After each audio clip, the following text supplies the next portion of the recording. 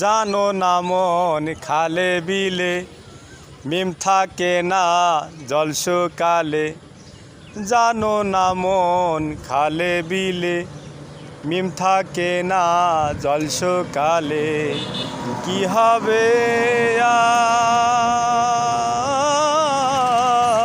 আর, কি হবে আর বাধাল দিলে। অর্থাৎ খালে বিলে জল শুকালে মিম থাকে না।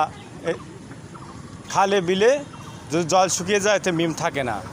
মিম অর্থাৎ মানুষ। অর্থাৎ খালে বিলে যেমন বলছে জল মানে পানি, পানি যদি শুকিয়ে যায় সেখানে কোনো মাছ চলতে পারে না, বিরাজ করতে পারে না। ততটুকু রূপ মানুষ, মানুষের বডিতে জল বলতে একটা বীর্য আছে, সেটা শুকিয়ে গেলে, অপচয় বেশি হয়ে গেলে, নষ্ট হয়ে গেলে তো মানুষ মারা যায়।